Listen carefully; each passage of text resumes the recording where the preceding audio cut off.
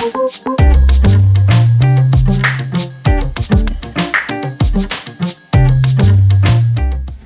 day and welcome back to the Family Cyber Clinic.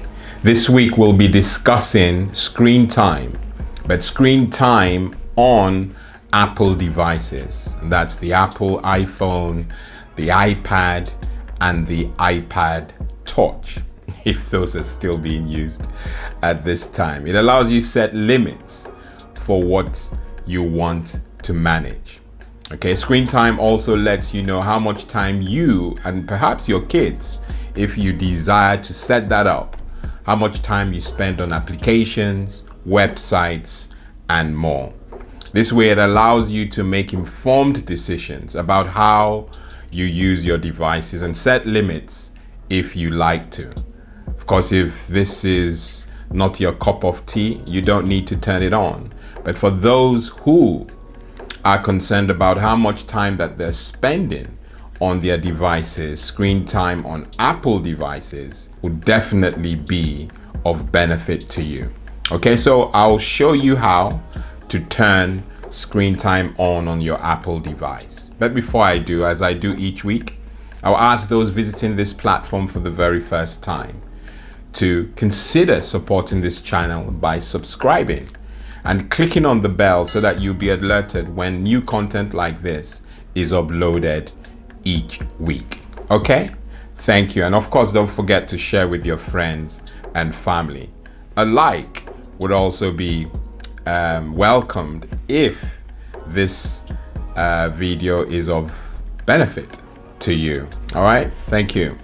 All right, so to turn screen time on, you go to settings, you do like so, and you select screen time. You tap turn on screen time. If you look below, you just tap continue to go to the next page. Then you'll get two options to either select this as your device or as your child's device. Okay? For our own purposes this week, we'll be concentrating on how to set this up as our own device. Okay? So select this is my device or my iPhone, whatever it is that you have on your screen. Okay? And once you do this, you can now get a report of how you use your device, apps, and websites anytime you want. Okay? Okay, so let's look at what we are able to do now that we've turned on screen time. Screen time gives you a detailed report about how your device is used, apps you've opened, and websites you've visited anytime you want to see it. And to get to see that, you just go to settings like we did before. You go to screen time and just tap. You can see that see all activity under the graph. From there, you can see your usage. You can see my usage there. You know, you set limits for your most used apps and see how many times the device was picked up or received the notifications. Very, very crucial. Very, very, very informative. Okay, so settings that we can manage, you can see them listed there. You can manage downtime, app limits, communication limits, and always allowed. The last but not the least is content and privacy restrictions. With downtime, just think of this as an app for your screen time. When you schedule downtime in settings, only phone calls and apps that you choose to allow are available. Downtime applies to all of your screen time enabled devices, and you can get a reminder 5 minutes before it starts. Okay? All right, the second there, you have app limits. You can set daily limits for application categories with app limits. For example, you might want to see productive apps while you're at work, but not social networking or games. App limits are refreshed every day at midnight, and you can delete them at any time. Okay? You also have communication limits. You can control who your children can communicate with. As I mentioned, the video today or this week is not focusing on how you enable it for your kids, but this is just us. So we'll not really make so much. We'll not really go into this as much as you may want me to. We'll do that in the video that will cater for locking our children's phones down, okay? So we swiftly go to the next, always allowed. You might want to access certain apps, even if it's downtime, or if you've set the all apps and category app limit. Phone messages, FaceTime, and maps are always allowed by default, but you can remove them if you want. So that's quite crucial. And then we have the last, content and privacy restrictions. Here you can decide the type of content that appears on your device.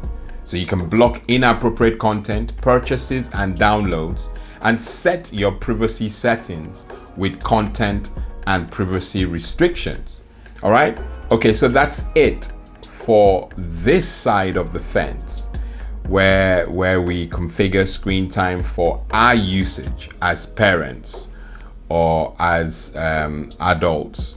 As I mentioned, we will release another video to show how to lock this down if you want to manage your children's device. Okay, so enable screen time. It is quite useful. It certainly would help wean you off, the incessant usage of the device and apps and all that stuff. It will, I hope you can creatively use the time you recover from enabling screen time. Okay, good stuff.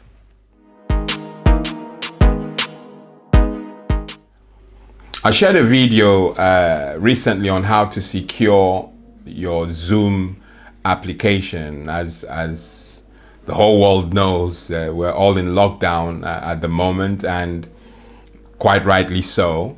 We have a lot of dependence now on, remote access or collaborating online.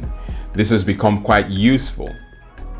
Unfortunately, as I keep barking down your throats, the rogue is also quite alert and attentive, and they're also abusing or trying to ruin our fun whilst we engage online. And so I mentioned that a term, Zoom bomber or Zoom bombers or Zoom bombing, is now rampant. And to avoid hackers or rogues hijacking your online conferences, you needed to harden your Zoom application. And I walked you through what you needed to do that. This week, we in the clinic will want you to also know that there are other applications, collaborating applications, that also need to be hardened. So Zoom is beautiful. It does what it does. But we have Skype, we have Microsoft Teams, we have a lot of conferencing or collaborating applications that allow us to communicate. Rogues are also able to hijack or mess that up too. And so basic things like requiring that passwords are always secure and complex, using multi-factor authentication, applying updates in a timely manner, and treating all confidential and sensitive information with due care and attention. These are things we must do across all platforms, okay? No ifs and no buts. Just do those things. And if we do those things, then the likelihood is that our platform will be secure from the onset. And of course, other things that the vendors tell us to do to lock it down further, please let's follow that advice closely.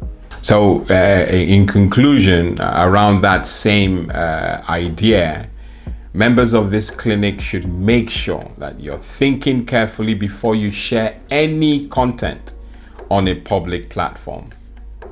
Any. If you're in doubt, do not share. All right? Be safe.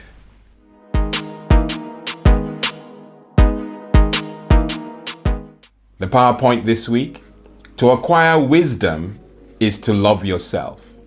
People who cherish understanding will prosper. I'm your host, Cyber Pastor Lawrence Edem. Until next week, Be safe. God bless and goodbye.